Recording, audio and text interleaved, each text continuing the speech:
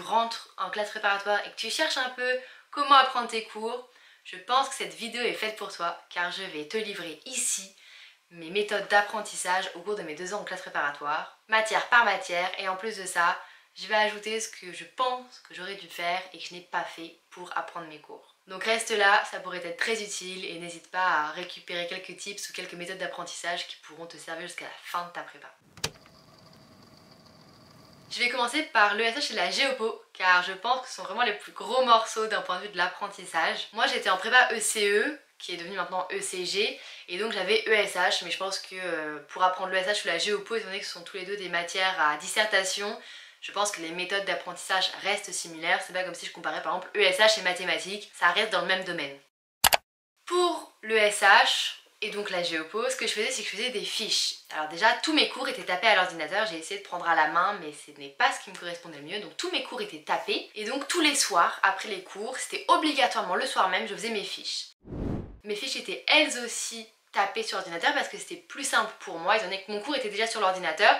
Je faisais un copier-coller sur un autre fichier et je travaillais sur ce nouveau fichier pour faire mes fiches directement. En réalité, je n'enlevais pas vraiment d'éléments de mes fiches, je remettais simplement en forme et tout sous forme de liste et de points car c'est ma méthode d'apprentissage, tout était appris sous forme de liste et de points pour éviter les grandes phrases avec sujet, verbe, complément qui moi ne m'aident pas du tout pour apprendre. Et donc toutes mes fiches, comme je le disais, étaient obligatoirement faites le soir même parce que je trouve que le cours était plus frais dans ma tête et donc j'avais plus de facilité pour faire mes fiches le soir même que si je reprenais le cours le lendemain, même le lendemain matin.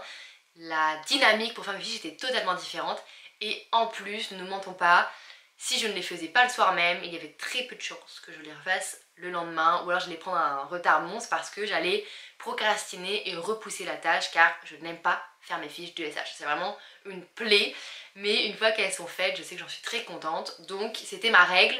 Si j'ai ESH le lundi soir, la fiche est faite. Une fois que j'avais mes fiches, la tâche qui suit c'est de les apprendre et donc j'avais une autre règle en plus de faire mes fiches le soir même, c'était qu'à la fin de la semaine, mon cours de la semaine était appris. Moi c'était possible car j'avais cours de SH lundi, mardi, mercredi, ce qui fait que j'avais de mercredi soir à dimanche soir pour apprendre mon cours. Évidemment si vous, c'est pas possible, par exemple si vous avez cours de SH mercredi, jeudi, vendredi, c'est compliqué de tout apprendre en un week-end et donc dites-vous que avant le mardi d'après, vous devez l'avoir appris. Il faut quand même être souple dans son emploi du temps et dans ses règles que vous mettez, mais moi c'était totalement possible et totalement faisable. Et à cela, en termes d'obligation d'apprentissage, même si c'était pas une vraie obligation, mais j'aimais vraiment le faire et ça m'aidait pour la suite, c'est que tous les week-ends, je devais réviser l'entièreté des chapitres en cours. Par exemple, si on prend le chapitre sur l'inflation, imaginons qu'on est la semaine A, on a commencé notre chapitre, j'apprends sur mon chapitre cette semaine-là, et je passe à la semaine B. Semaine B, on continue le chapitre. Et bien au week-end de la semaine B, je dois réviser la semaine B et la semaine A. Comme ça me permettait en fait de remettre en mémoire ce que j'avais appris la semaine d'avant ou alors les semaines d'avant et c'était plus simple d'avoir comme ça une vision globale du chapitre plutôt que d'apprendre séparément une semaine puis une semaine puis une semaine. Je révisais tout en boucle pour que ça revienne plus facilement en mémoire par la suite. En plus, en termes disons d'obligation d'apprentissage, toutes les semaines, surtout en deuxième année, je rajoutais des chapitres à réviser. C'était des chapitres vus dans les semaines, les mois, même l'année passée, qui me permettaient de les revoir, les remettre en mémoire, et donc qui me permettaient de revoir les points sur lesquels j'avais des difficultés, les points que j'avais oubliés, et tout simplement de remettre le nom des auteurs en tête, les théories, pour tout rafraîchir, pour que ce soit plus simple à l'arrivée des révisions de concours. Et ne pas perdre de temps, ou du moins en perdre le moins possible. Petit aparté, quand je parle de chapitre, tout le monde ne comprend pas la même chose.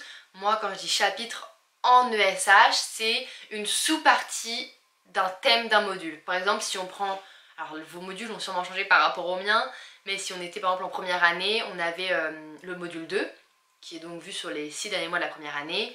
Et nous, notre dernier thème de ce module, c'était le développement, et donc on avait le développement durable ou les théories du développement, et par exemple, le chapitre ce serait les théories du développement, et pas tout le thème du développement, parce que sinon évidemment, tout un thème de module, c'est énorme, c'est pas possible de réviser ça, enfin, si, mais on a autre chose à faire à côté, et moi c'était pas possible dans mon cas. Maintenant que je vous ai dit un peu qu'est-ce que j'apprenais quand et comment je préparais mon apprentissage, il est temps de passer à l'apprentissage de l'ESH en lui-même.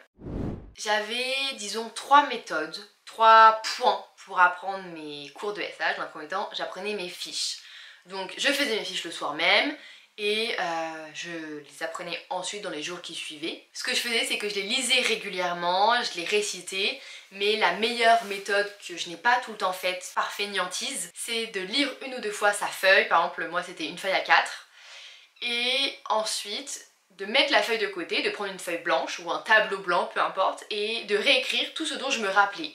Et comme ça nous oblige à faire cet effort de remémoration pour retranscrire ou remettre à l'oral ce qu'on a vu. Et ce travail nous oblige vraiment à se remémorer ce qu'on vient de lire et de ne pas faire seulement de la lecture passive, d'être vraiment active dans sa lecture pour mémoriser. Ça, je pense que c'est le meilleur moyen, du moins c'était ma meilleure technique pour apprendre mes cours de SH. En réalité, je le faisais plus souvent à l'oral, par fainéantise, parce que ça demande un peu plus de temps à l'écrit, mais je pense que ce qui marchait le mieux pour moi réellement, c'était l'écrit.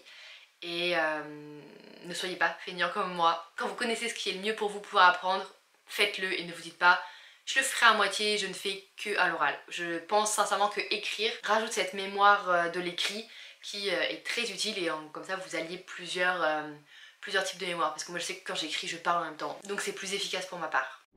Ensuite j'avais aussi la méthode des flashcards pour apprendre notamment les œuvres, leurs noms, leurs dates et leurs auteurs. Ce que j'avais fait, c'est que j'avais acheté des fiches Bristol, des petites, déjà prédécoupées en format flashcard, et donc sur une page j'avais le nom de l'auteur, l'œuvre et la date, et de l'autre côté j'avais ce qui était dit dans cette œuvre dans les grandes lignes. Et donc ça me permettait d'un côté d'apprendre le nom des œuvres, mais de l'autre aussi d'apprendre les théories et de pouvoir plus facilement associer la théorie à l'œuvre. Après, il vaut mieux connaître les théories plutôt que le nom des œuvres, car si vous connaissez seulement le nom de l'œuvre, sa date et son auteur, alors c'est très bien, mais si vous ne savez pas ce qui est dit dedans, vous ne pourrez jamais l'utiliser au concours, dans les dissertations. Alors que si vous connaissez la théorie et pas le nom de l'œuvre, ni l'auteur, ni la date, c'est moins grave. Ça peut être pénalisant parce que vous ne citez pas vos sources, mais vous pouvez toujours réutiliser l'idée dans votre dissertation, ce qui vous sera beaucoup plus utile qu'un nom d'œuvre. D'autant plus que si vous êtes comme moi, vous aurez du mal à apprendre les noms d'œuvres. J'avais toujours la période, j'avais toujours les idées dans le titre de l'œuvre, mais pas les mots exacts, et donc ça m'aidait principalement ces flashcards pour apprendre les théories, parce que régulièrement en fait la théorie se devine par le nom de l'œuvre, et donc en lisant le nom de l'œuvre je me disais ah oui ça va être ça, et ça me permettait en fait de réciter la théorie mais toujours dans un ordre différent que l'ordre linéaire du cours. Chose très importante, essayez, surtout si vous êtes comme moi, de ne pas réciter tout le temps votre cours de manière linéaire, car vous aurez du mal à jouer avec votre cours. Si vous savez par exemple que l'information C arrive après l'information B, mais que vous n'êtes pas capable de retrouver l'information C sans l'information B, vous aurez des problèmes en dissertation. Donc c'est pour ça, jouez avec votre cours, récitez-le dans n'importe quel sens, de manière à ce que vous puissiez en fait détacher chaque élément pour le recomposer ensuite dans le sens que vous voulez. Ça vous sera beaucoup plus utile en concours que de savoir réciter votre cours de manière linéaire et de connaître quasiment le titre de chaque partie. C'est pas ce qu'on vous demande au concours. Ce qu'on vous demande au concours, c'est de vraiment jouer avec vos connaissances et d'assembler les connaissances que vous avez acquises pour répondre à votre question ou à votre sujet. En plus de ces différents points d'apprentissage, je faisais aussi des sujets d'entraînement, notamment pour vérifier si justement je savais jouer avec mes connaissances et si je savais les réorganiser. C'est très utile et nécessaire de faire des sujets. Alors vous ne pouvez pas en faire 4 par jour, c'est impossible, ou alors vous les faites mal, ou alors vous ne faites que ça et c'est pas bon. Mais faites des sujets, pas forcément corrigés. S'il y a une correction c'est bien, parce que ça va vous permettre d'avoir des idées d'accroche, des idées d'ouverture, des idées d'œuvre ou autres, et même de pouvoir voir l'une des possibilités de réponse, mais il n'y a pas une seule possibilité de réponse. Donc même si vous n'avez pas de correction au sujet que vous faites, ce n'est pas grave, car vous serez votre propre correction. C'est-à-dire que il n'y a pas une seule réponse possible à une dissertation, et donc vous référez à une seule correction, ce n'est pas ce qu'il faut à proprement parler, c'est pas ce qui vous sera le plus utile et ce qui vous aidera le plus. En prenant un sujet, mais s'il n'y a pas de correction, vous allez bien le sentir si vous avez l'impression que votre plan fonctionne, s'il ne fonctionne pas, si vous avez des manques d'informations ou autres. En fait, en faisant des sujets, moi ce que ça me permettait de voir, c'était si je savais jouer avec mon cours, si je connaissais suffisamment mes théories ou si juste je les connaissais en surface. Ça m'aidait aussi à voir comment je pouvais problématiser, ça m'entraînait à problématiser et à faire des plans. Et en fait, même s'il n'y avait pas de correction, faire des sujets d'entraînement, ça m'a énormément apporté pour les concours. En faisant des sujets d'entraînement comme ça, vous allez bien pouvoir voir si vous connaissez votre cours et si vous arrivez à le remobiliser. Et donc, s'il y a des points sur lesquels vous avez du mal, eh bien vous allez retourner dans votre cours et vous allez réapprendre cette partie-là. Et si c'est toujours pas clair dans votre cours ou si vous n'y arrivez toujours pas, vous pouvez toujours aller chercher sur internet, dans des manuels ou autres, pour trouver les réponses à vos questions. Et évidemment, vos profs de SH normalement et de géopolitique sont là pour répondre à vos questions si vous avez des interrogations. Je pense qu'en dernier conseil que je pourrais vous donner sur ma méthode d'apprentissage, ce serait le soir après votre cours, en plus d'avoir fait vos fiches, c'est juste avant de dormir, de relire le cours de la journée. Parce que ça va vous permettre de tout remettre à plat. Vous avez déjà écouté votre cours une fois en cours justement et moi je sais que en fait j'étais juste une machine à écrire à ce moment-là, je ne faisais que taper et les informations rentraient mais ressortaient directement. Ensuite vous l'avez retravaillé une deuxième fois en faisant vos fiches, mais là pareil vous n'avez pas cette vision globale parce que vous vous concentrez sur chaque phrase, chaque mot, chaque paragraphe et pas sur la globalité. Et donc en le relisant le soir avant de dormir, ça va vous permettre de prendre du recul sur votre fiche, sur votre cours et donc de pouvoir tout remettre en place dans votre tête et le lendemain ou le surlendemain, lorsque vous apprendrez ce cours, que les choses soient déjà beaucoup plus au clair et donc de savoir en fait de quoi on parle dans ce cours et de ne pas y aller tête baissée. Promis, les autres matières ça ira beaucoup plus rapidement. Mais là c'est vraiment parce que l'ESH et la géopo, pour moi c'est les plus gros morceaux et c'est ceux qui ont le besoin le plus d'une bonne méthode de travail.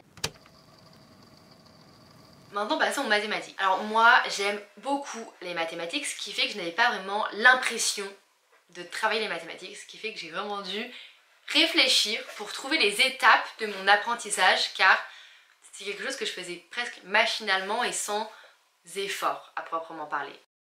Déjà dans un premier temps, moi ce que je faisais en mathématiques, c'est que je faisais des fiches. Ce que je faisais c'est que comme notre prof nous donnait des polycopiés, je photocopiais le polycopier et je découpais tout ce qui était important. En fait je découpais tout le cours, je recollais sur une fiche Bristol et j'insérais à l'écrit les preuves qui n'étaient pas dans le cours ou tout autre élément qu'il nous a fait rajouter sur des feuilles à part. Et donc j'insère en fait tout ça les uns à la suite des autres pour avoir tout sur les mêmes feuilles et ne pas avoir besoin d'aller chercher à droite à gauche.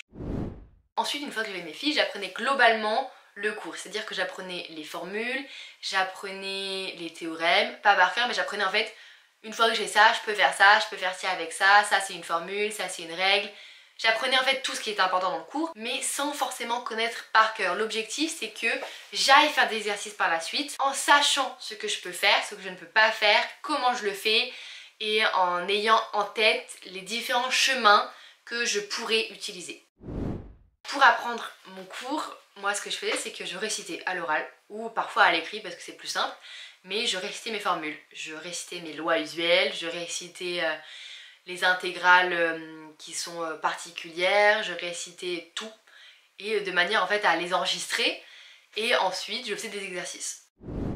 Je faisais beaucoup d'exercices parce que ça nous permet de mettre en place les chemins qui sont possibles, d'utiliser les formules qu'on a apprises, les théorèmes et autres et de voir ceux qu'on a du mal à utiliser, ceux qu'on a du mal à mémoriser, ceux dont on a du mal à se rappeler ou autres.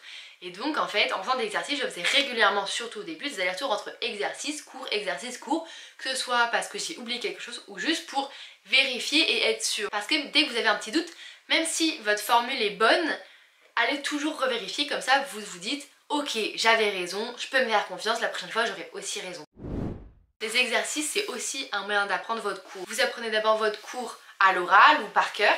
Et ensuite, avec les exercices, vous imprégnez vraiment votre cours et vous apprenez à utiliser tous les outils qui sont mis à votre disposition. C'est pour ça d'ailleurs que si vos profs de maths vous demandent de faire des DM mais qui sont facultatifs, faites-les parce que ils vont vous les corriger et donc vous aurez vraiment la correction type concours sur ce que vous avez fait et sur vos exercices presque d'entraînement parce qu'un DM c'est un entraînement parmi tant d'autres et vous avez en plus une correction personnalisée. Donc c'est tout bénef pour vous, donc vraiment si vous avez des DM qui sont facultatifs, faites-les et ne vous posez pas de questions. C'est le meilleur entraînement que vous pouvez avoir. Après, en plus des exercices et des devoirs maison, en deuxième année surtout, vous pouvez vraiment commencer à faire des annales, c'est même très important parce que ça vous permet d'avoir des exercices de situation et donc de pouvoir voir ce sur quoi vous pourrez être interrogé et de faire en fait plein d'exercices pour voir plein de situations et d'exercices différents et donc de pouvoir arriver le jour des concours en ayant vu tout un tas de possibilités d'exercices et être un peu plus serein ou du moins avoir un bagage d'exercices très important qui fait que devant beaucoup de situations, vous pourrez réagir avec les bonnes méthodes et les bons outils ou autres. Et dernier élément que je rajoutais pour les mathématiques, c'est que même si vous avez appris une fois votre cours, revoyez-le régulièrement, surtout vos formules. Achetez un formulaire, le formulaire rouge là est vraiment parfait parce que vous avez toutes les formules à un seul endroit et je peux vous dire que je l'ai lu et relu juste avant les concours. Ça m'a vraiment sauvé, vraiment je ne sais pas comment j'aurais fait ça parce que c'est un condensé de votre cours en quelques pages et c'est merveilleux. Passons à la culture générale. Je ne vais pas avoir grand chose à dire sur cette catégorie car ce n'était pas du tout, mais alors pas du tout ma matière préférée. J'aime beaucoup les théories philosophiques, mais alors pas du tout faire de dissertation. Je déteste ça. C'est vraiment ma hantise, c'est mon épreuve détestée des concours. Mais c'est au concours et donc il faut évidemment essayer de faire de son mieux, faire son maximum pour ne pas perdre de place. Vraiment, même si vous n'aimez pas, il faut vous accrocher encore plus que le SH ou la Géopo. Parce que je trouve que vraiment c'est une matière où on peut beaucoup plus abandonner. En tout cas, moi c'était le cas. Et donc, premier conseil évidemment, écoutez en cours. C'est quelque chose que je n'ai pas vraiment fait. Surtout à la fin de ma deuxième année, les derniers 6 mois, je n'écoutais plus vraiment en cours de culture générale. Juste écoutez parce que comme ça vous allez pouvoir avoir tout un peu de déjà vu et si vous voulez retravailler par exemple dans des manuels ou autres avec d'autres personnes, vous l'aurez déjà vu, ce sera plus facile. Moi, ce que j'ai essayé de faire en culture générale, c'est des fiches. Alors, j'en ai faites, mais pas du tout à base de mon cours parce que au début je le prenais. Et ensuite je me suis rendu compte que la manière dont mon professeur faisait ses cours ne me correspondait pas. Donc bon, j'ai abandonné d'écouter, je n'aurais sûrement pas dû, mais j'ai abandonné dans tous les cas de prendre en note. Et ce que je faisais, c'est que je faisais des fiches soit via internet, soit les cours d'autres élèves de d'autres classes, soit avec des manuels. Et vraiment les manuels, ça m'a sauvé la vie je pense. J'en avais 2 à moi, un Duno bleu et un autre orange, je ne sais plus du tout c'est lequel, le orange je ne l'ai pas du tout aimé donc je ne l'ai en réalité jamais ouvert.